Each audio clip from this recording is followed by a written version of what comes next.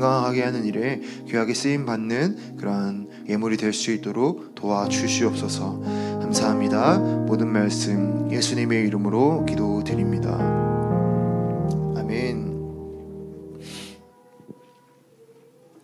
네, 함께 나눌 말씀은 로마서 12장 1절에서 2절 말씀입니다. 로마서 12장 1절에서 2절 말씀 다 같이 한 목소리로 읽겠습니다. 그러므로 형제들아, 내가 하나님의 모든 자비하심으로 너희를 권하노니 너희 몸을 하나님이 기뻐하시는 거룩한 산 제물로 드리라. 이는 너희가 드릴 영적 예배니라. 너희는 이 세대를 본받지 말고 오직 마음을 새롭게 함으로 변화를 받아 하나님의 선하시고 기뻐하시고 온전하신 뜻이 무엇인지 분별하도록 하라. 아멘. 오늘 설교 제목이 조금 특이하죠? 나는 왜 이렇게 바쁠까?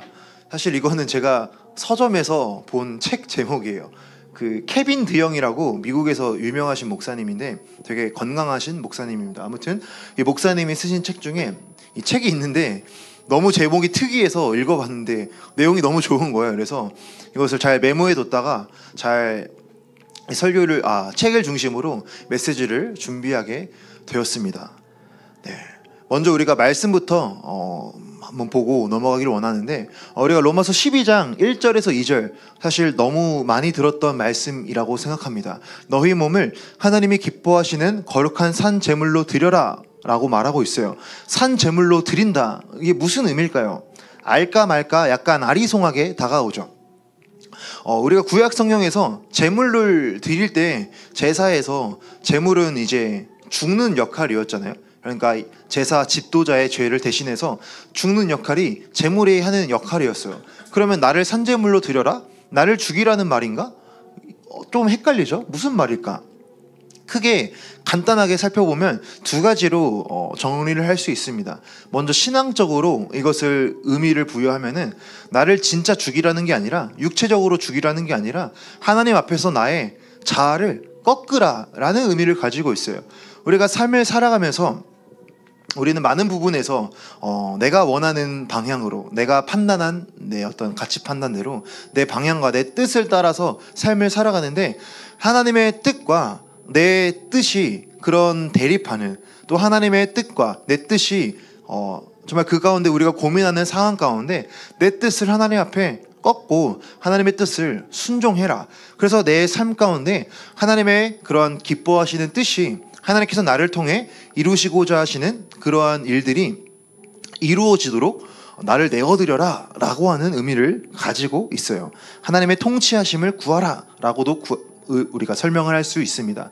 두 번째, 이것을 이제 일상적인 차원에서 적용할 수 있는데 이것은 내가 속한 차원에서 최선을 다해서 하나님의 영광을 위해 살아가는 것을 의미합니다. 그러니까 우리가 어떠한 영역을 살아가냐, 우리가 대학생이라고 한다면 우리에게 주된 업무는 공부라고 할 수 있잖아요. 열심히 공부해서 미래를 준비하는 것, 그것을 하나님의 영광을 위해서 정말 마음을 다해 최선을 다하는 것, 그것이 될 수가 있겠고, 우리가 직장을 다닌다고 한다면 우리가 직장 가운데 정말 주변 사람들에게도 인정받고 칭찬받는 정말 그런 유능한 일을 잘하는 또 열심히 하는 빼지 않는 그런 직장인이 되는 것, 그것이 이러한 산제물로 드리라 라는 의미를 가지고 있다라는 것이죠. 우리가 이 말씀처럼 이 말씀의 메시지를 우리는 누구나 다 적용하기를 원할 것입니다. 우리의 삶에서도 하나님의 통치하심을 구하고 우리의 일상의 삶에서도 내게 주어진 일을 정말 최선을 다해서 열심히 살아가는 그러한 삶을 우리는 다 살기를 원한다라는 거죠. 그런데 한 가지 이것을 방해하는 것이 있다면 바로 우리가 살아가는 이 세상이 너무 바쁘다는 거예요. 할 일이 너무 많다라는 거예요. 너무 바쁘고 너무 정신없고 또 너무 빠르게 변하는 세상을 살다 보니까 분주해서 지쳐버려서 탈진하는 그런 삶을 우리가 살아갈 수가 있다라는 것입니다. 그래서 우리가 이런 분주한 삶을 살다 보면은 우리가 크게 세 가지 우리에게 안 좋은 위험을 끼칠 수가 있습니다. 첫 번째로는 분주함은 우리의 기쁨을 망친다라는 거죠. 우리가 너무 바쁜 삶을 살다 보면 어떻게 됩니까? 우리의 기분이 예민해지죠. 평소에는 그냥 웃고 넘길 수 있었던 일인데 그것이 굉장히 기분이 상하게 되고 굉장히 좀 마음에 예민하게 받아들이고 그렇게 우리가 기쁨을 잃어버리는 그런 우리의 모습을 볼 수가 있다라는 거예요. 또 예를 들어서 우리가 지금이 이제 수련의 시즌이니까 또 여름 성형학교를 한참 지나고 나서 우리가 어떠한 바쁜 일, 거대한 프로젝트를 맡게 되면은 처음에는 그것을 임하는 동기가 그래, 내가 이것을 한번 열심히 해봐야지. 내가 이번 여름 시즌 정말 하나님께 나를 온전히 내어드려서 이번 여름에 정말 큰 은혜 받아야지. 또 나를 통해서 우리 아이들이 큰 은혜 받도록 해야지. 이런 마음으로 처음엔 섬기더라도 정말 내 삶이 너무 바빠지고 직장도 갑자기 바빠지고 또 교회에서 내가 맡은 일이 막 계속 많아지고 하다 보면은 어느새 나도 모르게 우리 마음이 지쳐서 그 기쁨으로 시작했던 섬김이 짜증으로 불평으로 우리가 될 수가 있다라는 것입니다. 그래서 우리가 이렇게 분주함 때문에 우리가 기쁨을 잃어버리고 있지는 않은지, 우리가 너무 예민해져서 다른 사람까지도 더 기분을 상하게 하고 있지는 않은지 우리가 이러한 부분을 반드시 점검을 해봐야 한다라는 것이죠. 그래서 우리가 바쁜 일상을 살아가지만 내가 기쁨을 내가 잃어버리면서 하고 있는지, 아니면 내가 마음을 잘 지키고 있는지, 이 부분을 반드시 점검을 해봐야 한다라는 것입니다. 두 번째로는 분주함이 주는 폐해는 우리 마음을 빼앗는다라는 말이에요. 비슷한 말씀이지만 이것은 말씀과 조금 연계됩니다. 예를 들어서 우리가 주일날 설교를 듣고 마음에 그래도 한 가지 정도는 마음에 새기고 집으로 돌아가잖아요. 집으로 돌아가서 좀 쉬었다가 월요일 일상을 시작하고 우리가 흔히 주일날의 말씀으로 한 주를 살아간다 이렇게 많이 고백을 하는데, 사실 월요일부터 만약에 폭풍같이 일이 몰아닥치고 폭풍같이 과제나 업무나 알바나 이런 것이 많다고 하면은 금방 우리가 말씀을 잘 기억하지 못하고 잊어버리게 될 수가 있다라는 것이죠. 그러니까 우리가 삶을 살아가면서 우리가 삶을 살아가면서 우리가 믿음을 잃어버리게 되는 경위가 이단이라던가 극단적인 어떤 배교라던가 박해라던가, 물론 그런 케이스가 있을 수는 있겠지만 사실 대부분의 케이스가 어떤 그런 극단적인 외부의 박해, 극단적인 어떤 사건 사고로 우리가 시험 들어서 믿음을 잃어버리는 것보다도 우리가 그렇게 바쁜 삶을 계속해서 지속적으로 살다 보면 우리 마음 가운데 하나님의 말씀이 남아있지 않게 되고, 결국에 말씀이 없으니까 결국 하나님에 대한 기쁨과 사랑을 잃어버리게 되고 서서히 하나님과의 관계가 옅어지면서 교회를 안 나오게 되는 그러한 삶으로 갈 수가 있다라는 것이죠. 그래서 우리가 너무 여러 가지 일로 과제라던가 팀플이라던가 프로젝트라던가 집안일이라던가 청소라던가 빨래라던가 자격증 공부라던가 결혼 준비라던가 돈을 번다던가 재테크라던가 여러 가지 일을 사실 우리가 다 정말 마음을 다해서 해야 되지만, 그 여러 가지 많은 일들이 나에게 있어서 하나님의 말씀을 잃어버리게 하고 있지는 않은지, 내가 그 일에 치여서 내가 말씀은 조금 뒷전에 두고 있지는 않은지, 우리가 이런 부분을 한번 점검해 봐야 한다라는 것입니다. 세 번째로는 분주함은 우리 영혼의 부패를 알아차리지 못하게 한다라는 것이죠. 비슷한 이유입니다. 위에 거랑 비슷한데, 우리가 너무 빠른 속도로 너무 분주하게 살다 보면은 내 육체가 또는 내 영혼이, 내 마음이 좀 병들어 있는데 이것을 잘 알아차리지 못할 수가 있다라는 거예요. 가령 예를 들어서 내가 하나님과의 관계가 점점 멀어지고 있는데 내 직장이 너무 바쁘다는 이유로, 하나님, 나는 직장이 바빴기 때문에 어쩔 수가 없었어요. 하나님, 내가 이렇게 바쁜 거 아시잖아요. 하나님 좀만 이해해 주세요 라는 마음으로 우리가 정당화하고 이것을 합리화한다면 그 합리화는 계속 갈 수밖에 없다라는 것입니다. 우리가 아무리 바쁘게 산다고 해서 그것이 잘 산다고 말할 수 있을까요? 우리가 아무리 바쁘게 산다고 해서 하나님과의 관계를 잘하고 있다고 말할 수 있을까요? 꼭 그렇지만은 않다라는 것이죠. 우리가 바쁜 삶 가운데서도 하나님과의 관계는 우리가 수시로 한번 점검하면서 나를 돌아보아야 한다. 그러니까 우리가 나의 어떠한 바쁨이, 내가 이렇게 열심히 살았으니까 괜찮지 않나요? 하나님, 내가 그래도 다른 친구들보다, 내가 다른 동기들보다 나는 더 알바도 하고 공부도 더 많이 하고 나는 진짜 쉬는 시간에 더 열심히 노력도 하고 했으니까 이것으로 말미암아 나는 괜찮지 않나 라고 우리가 가져가 버린다면, 나의 열심과 나의 어떠한 바쁨이 하나님과의 관계의 소홀함에 대한 핑계가 되어버린다면 그것은 안 된다라는 것입니다. 그래서 우리가 하나님과의 관계가 분주함 때문에 이뤄져 가고 있진 않은가, 이것을 우리가 반드시 점검하면서 우리 일상의 삶 가운데 우리가 다시 한번 생각하고 말씀을 다시 한번 우리 마음에 새기는 그러한 삶이 반드시 필요하다라는 것이죠. 네, 계속해서 살펴보겠습니다. 우리가 이렇게 분주함이 주는 위험에서 벗어나서 우리 마음에 그러면 여유를 갖고 하나님에 대한 여유를 갖고 가기 위해서 내가 무엇 때문에, 내가 무엇을 위해 이렇게 바쁘게 살아가고 있는지를 한번 점검하는 것이 필요하다라는 것입니다. 그런데 이제 우리가 바쁘게 살아가는 여러 가지 이유가 있을 수 있겠지만 그 중에 교만이 하나의 이유가 될 수 있다라는 것입니다. 사실 조금 잘 쉽게 이해는 안 되죠. 왜 갑자기 교만이 나오지? 바쁘게 사는 거랑 교만이 무슨 상관이지? 다른 영역 아닌가? 이렇게 생각이 들 수도 있습니다. 그런데 이제 설명을 듣다 보면 한편으로는 이해가 될 수가 있습니다. 자, 교만이 우리 삶 가운데 여러 가지 모습으로 나타나서 이런 우리의 마음을 점검하지 못하고 바쁘게 한다라는 것을 하나씩 살펴보겠습니다. 첫 번째로는 호감형 되기가 있습니다. 예를 들어서 이런 거죠. 우리가 많은 사람의 요청을 들어주려고 하다 보니까 과도하게 일을 만회하게 되는 그런 케이스예요. 그러니까 다른 사람들에게 좋은 어떤 인상을 심어주기를 원하는데, 문제는 내가 비호감으로 비춰질까 봐, 내가 이것을 거절하면 저 사람이 나를 싫어하진 않을까? 저 사람이 나를 별로 안 좋아하진 않을까? 이런 어떤 걱정과 두려움 때문에 내가 그 사람의 호감을 얻어야 된다고 하는, 어떻게 보면 살짝 강박적인 그런 마음 때문에 그런 요청을 다 들어주고 많은 일을 하게 되는 그러한 경우가 있을 수가 있다라는 것이죠.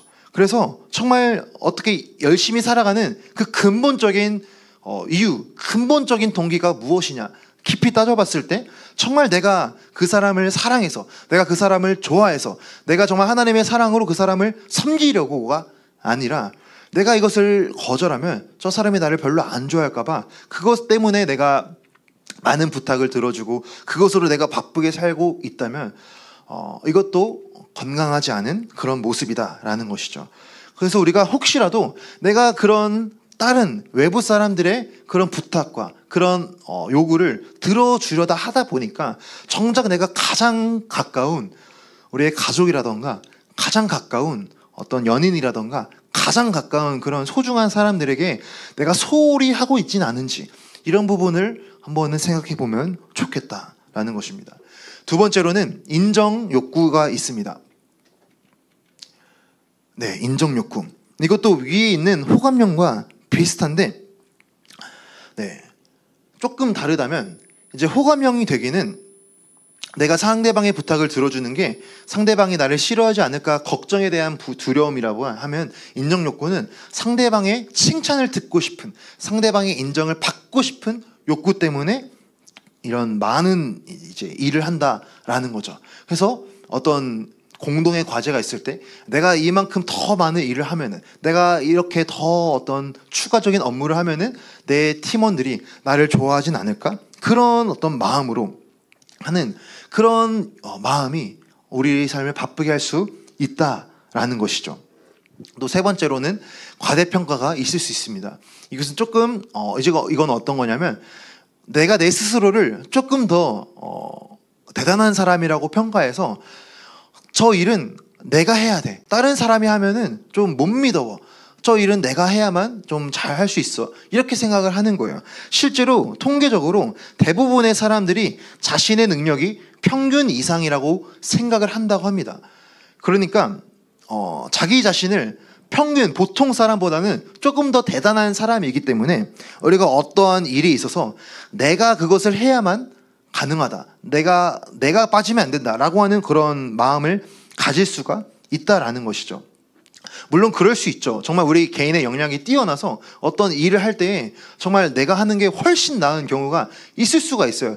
케이스마다 다 다르기 때문에 그래서 절대적으로 말하기는 어렵지만, 그러나 우리가 흔히 생각해 볼 때 우리가 이런 과대 평가로 많은 일들을 다 내가 해야만 괜찮다라고 하는 식으로 한다면 이것은 또 건강하지 않은 그런 많은 분주한 삶으로 이어질 수 있다라는 것입니다. 그래서 우리가 리더십에서도 흔히 이야기를 할 때 적절한 사람을 맡기고 그 사람이 잘 할 수 있도록 관리하는 게 리더의 역할이다, 뭐 그런 말도 있잖아요. 이렇듯이 우리가 모든 걸 다 내가 하려고 하는 그러한 마음도 한 번은 생각해 보기를 원한다. 계속해서 조금 더 보면 소유욕이 있을 수 있습니다. 소유욕. 이것은 말 그대로 더 많이 가지려고 하는, 더 많은 돈을 벌고자 하는 그런 마음이죠. 우리가 사는 이 세상은 우리가 많은 뭐 돈이 있으면 사실 내가 원하는 것을 할 수 있고, 돈이 있으면 편하게 살고 싶기 때문에, 편하게 살 수 있기 때문에 더 많은 재산을 모으는 것이 우리의 어떠한 바쁜 일상의 근본적인 동기가 될 수 있다라는 것이죠. 사실 우리가 열심히 일하는 것 자체가 죄라고 할 수는 없지만, 이 소유욕이 죄가 되는 경우는 우리가 가진 재산으로 말미암아 내 마음이 부유해져서 하나님을 놓치게 되면은 그것이 죄로 이어진다라는 것이죠.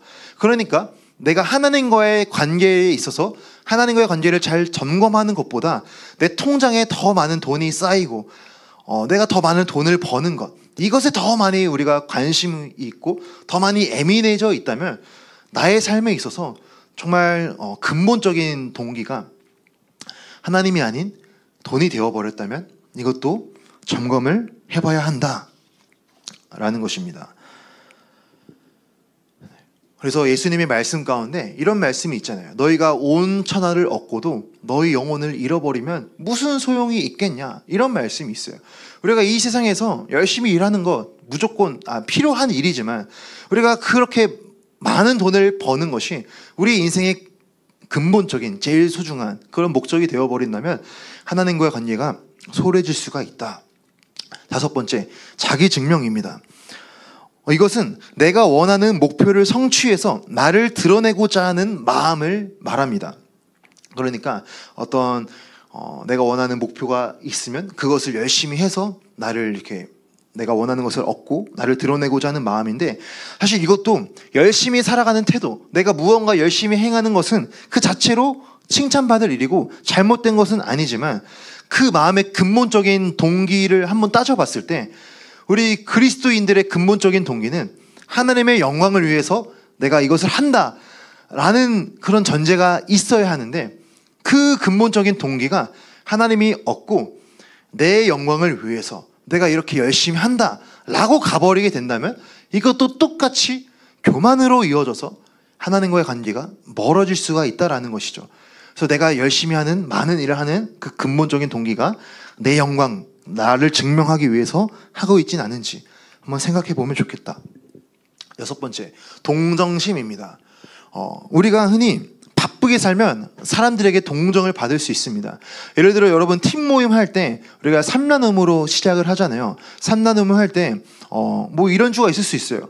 이번 주는 정말 여유로웠어요. 그냥 누워서 자다가 늦잠 자고 유튜브 좀 보다가 편하게 그냥 TV 좀 보고 그냥 내 할 일 좀 하고 여유 있게 살았어요. 이렇게 말하는 한 주가 있을 수 있고, 또 어떤 주는 이번 주 진짜 바빴어요. 회사 일도 너무 많고 내 학교 공부도 할 일도 많고 프로젝트가 있어서 나 진짜 이번 한 주 열심히 살았어요. 이렇게 말할 때 대부분은 이제 바쁘고 열심히 살았을 때 이제 다른 사람들도 더 뭐랄까, 우리를 조금 더 대단하게 보거나 조금 더 우리를 동정심을 가지거나 그런 경우가 있을 수가 있잖아요. 그러니까 우리가 바쁘게 사는 그 어떤 근본의 목적과 동기가 다른 사람들에게 내가 이런 동정과 인정을 받기 원하는 그런 마음, 물론 이 마음이 우리에게 어느 정도는 다 있지만 이 마음이 동정이 너무 커져서 이게 목표가 되어버리면 그것도 건강하지가 않다라는 것이죠. 우리가 이 교만의 원인, 우리가 분주한 삶을 살아가게 되는 그런 교만의 원인에 대해서 우리가 6가지를 나누었는데, 사실 이게 조금 애매한 부분이 있어요. 이게 그러면 교만으로 죄로 이어지니까 이렇게 하면 안 돼, 너 열심히 살면 안 돼. 너 그냥 게으르게 살아. 이런 메시지를 하려고 제가 이 말을 하는 것이 아닙니다. 이 결론은 이렇게 가는 게 아니라 이것은 정말 한 끗 차이로 바뀔 수가 있다는 거죠. 이 모든 동기가 한 끗 차이로 하나님을 위해서 열심히 하는 것이 될 수도 있고, 또 한 끗 차이로 나의 영광을 위해서 열심히 하는 것이 될 수도 있어요.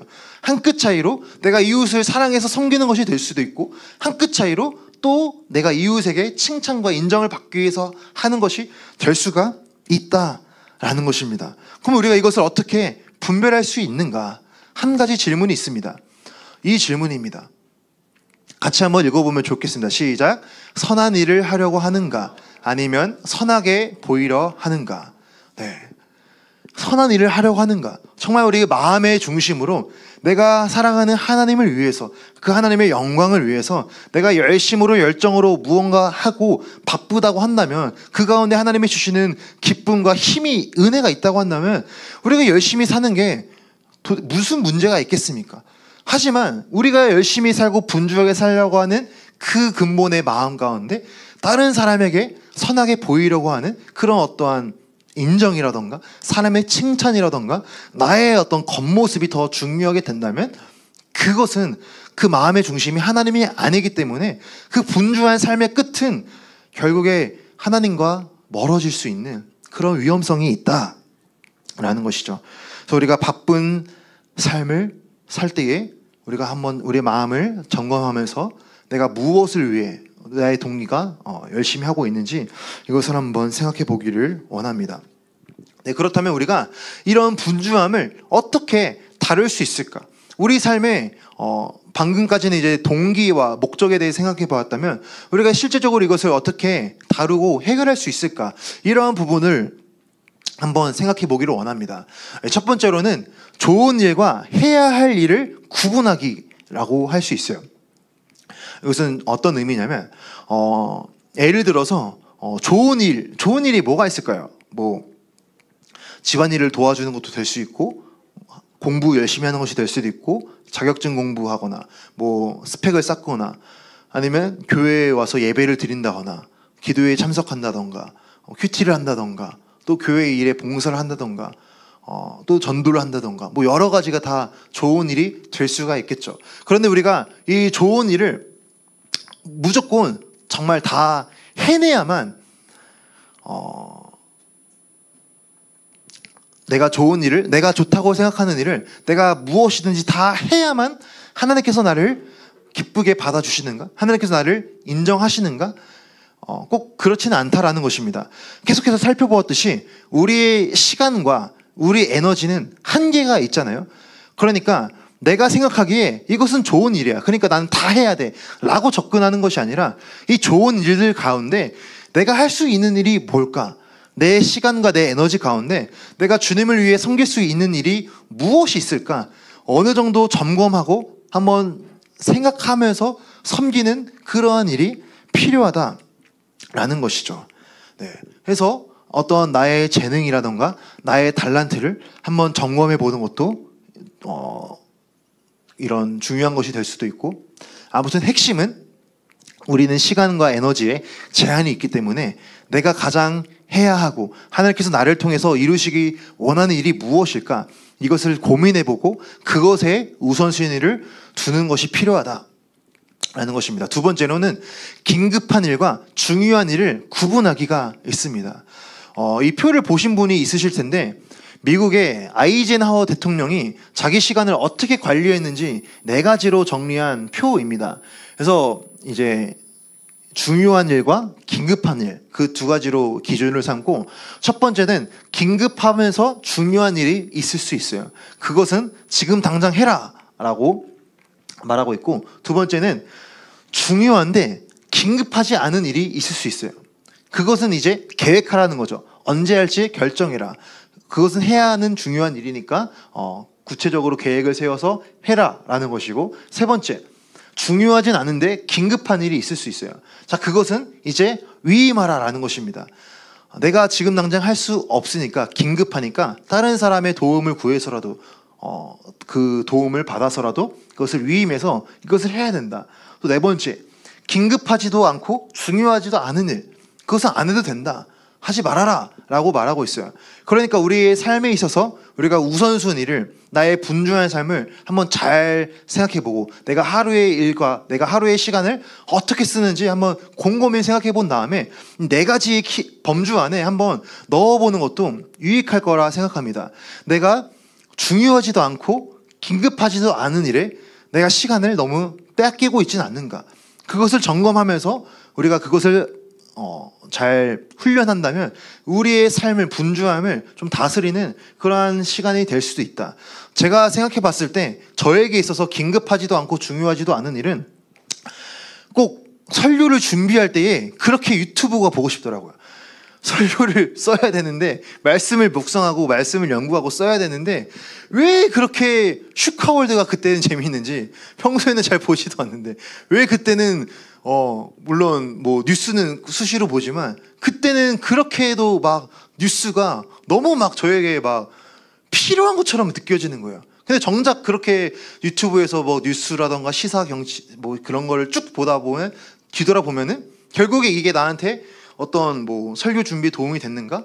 내일 메시지에 도움이 되는 부분이 있는가? 물론 있는 경우도 있어요, 때때로. 근데 아닌 경우가 좀 많았어요. 이런 걸 보면서 내가 이런 부분에 있어서 좀 훈련이 필요하다. 내 시간을 좀 먹는 부분이구나. 이런 부분을 내가 좀 제거하면서 내가 정말 긴급하고 중요한 일을 좀 집중해서 하는 그런 에너지와 힘을 길러야겠다. 그런 생각을 하게 되었습니다. 다시 이제 넘어와서 우리 분주함을 어떻게 다뤄야 될까? 세 번째, 우선순위 정하기가 있습니다.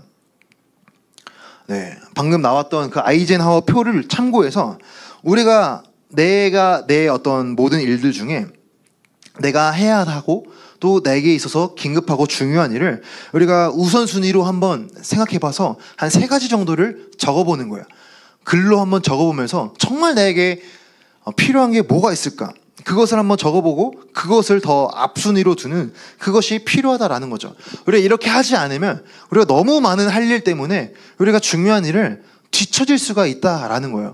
예를 들어 우리가 나 큐티 해야겠다, 나 이렇게 내가 매일 성경 말씀 묵상 꼭 해야겠다라는 마음을 가지고 있다가도 그것을 우선순위 안에 우리가 올려두지 않으면 사실 정말 바쁘잖아요. 아침부터 일어나서 밤 늦게까지 계속 할 일이 막 쌓여 들어오니까 해야겠다는 마음은 있어도 잘 안 하게 돼요. 오늘은 바쁘니까 내일 하자, 오늘 못했으니까 내일 어제 것까지 하자, 이렇게 물론 그렇게 할 수 있겠지만 그거에 한두 번 계속 쌓이다 보면은 사실 그 큐티라는 것 자체가 굉장히 좀 부담스럽게 느껴지게 됩니다. 내가 이렇게 못할 바에야 내가 이거 그냥 안 하는 게 낫지 않을까? 내가 이렇게 하루 이틀 3일 일주일 계속 놓칠 바에야 내가 이거 그냥 안 하고 마음 편하게 사는 게 낫지 않을까? 이렇게 마음 먹고 그냥 아예 놔버릴 수가 있다라는 거죠. 그런데 우리가 정말 우선순위를 정해서 하다 보면은 내가 그런 많은 일들 가운데 다시 한번 생각해보는 거죠. 내가 그래도 이것 가운데 큐티 먼저 해야겠다, 내가 이거 먼저 하기로 했으니까 이거 먼저 하고 다른 일부터 끝내야겠다, 이렇게 해서 우리가 정말 중요한 일을 지켜나갈 수가 있다라는 것입니다. 네. 하나 더 살펴보면 후순위 정하기. 마찬가지로 아까 그 긴급하지도 않고 중요하지도 않은 그것이라 생각하면 됩니다. 우리가 우선순위를 정했다면 상대적으로 덜 중요한, 상대적으로 이건 좀 안 해도 되는 그런 후순위의 일들은 우리가 안 하거나 이것을 우리가 삶에 좀 뒤로 배치하면서 우리의 시간을 좀 더 효과적으로 관리할 수 있다. 분주한 삶에서 벗어날 수 있다. 마지막으로 하나 더 있네요.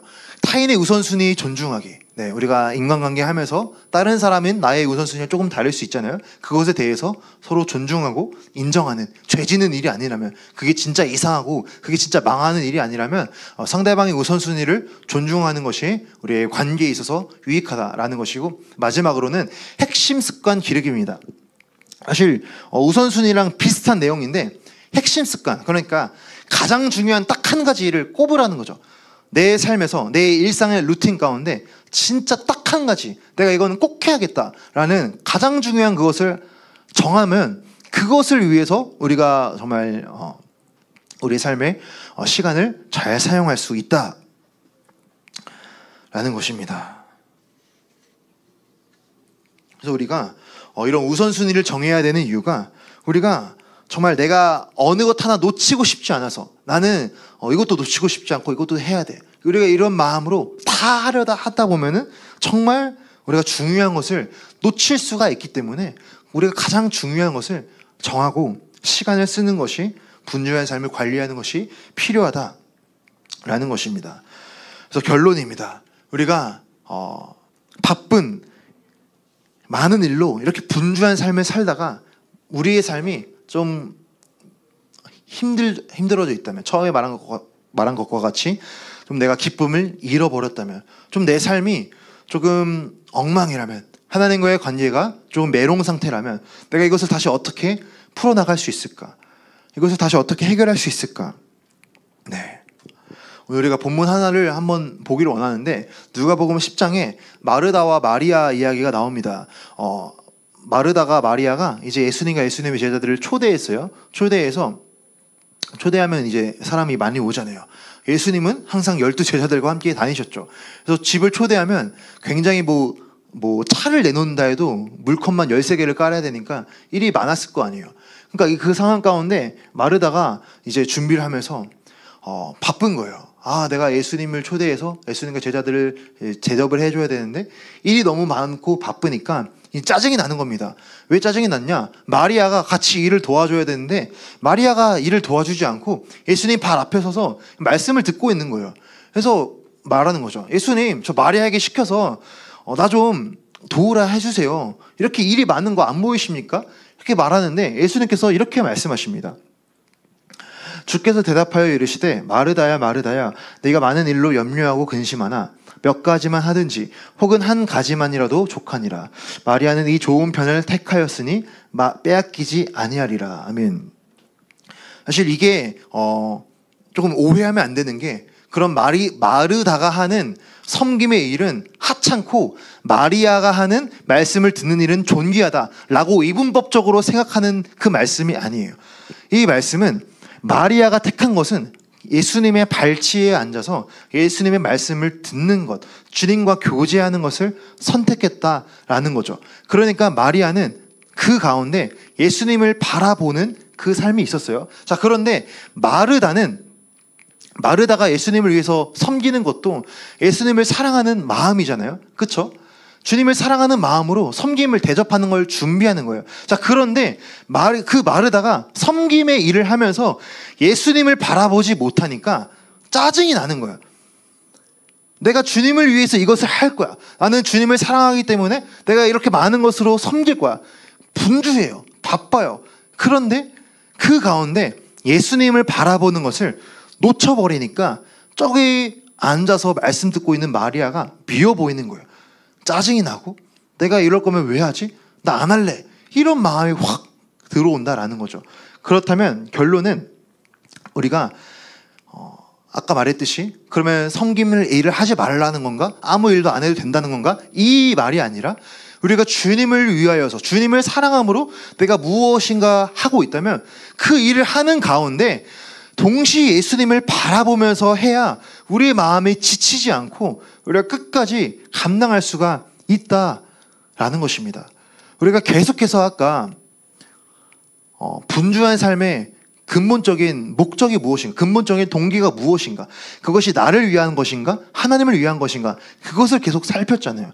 그러니까 내가 주님의 일을 하느라 바쁠 수도 있고 직장의 일을 하느라 바쁠 수도 있고 공부 때문에 취업 준비 때문에 바쁠 수 있는데 그 모든 것을 하는 정말 근본적인 동기를 다시 한번 정화하면서 내가 그 가운데 정말 예수님을 바라보면서 하고 있는가? 내가 그 가운데 중간중간에 주님과 교제를 하고 있는가?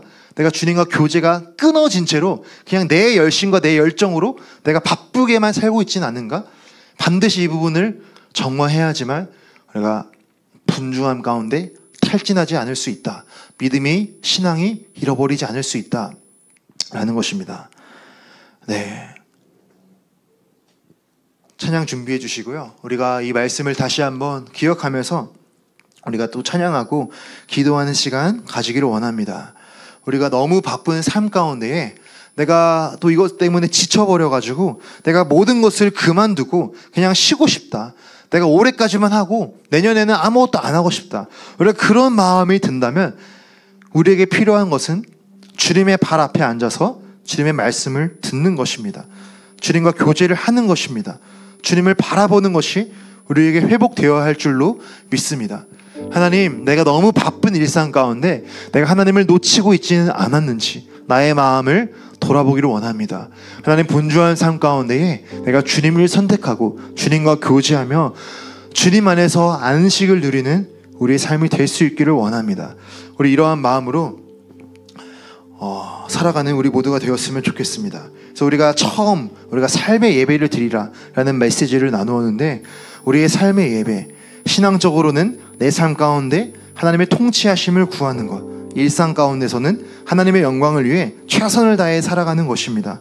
하나님, 우리가 삶의 예배를 드리기로 작정해서 내가 열심히 사는데, 하나님, 나의 열심의 근본적인 동기와 목적이 내가 하나님을 바라고 있는 것인지, 아니면 나의 영광을 바라고 있는 것인지, 내가 하나님과의 교제를 놓쳐서 내가 지친 가운데 탈진해 있진 않은지, 우리 이것을 돌아보고 기도하는 우리가 되었으면 좋겠습니다.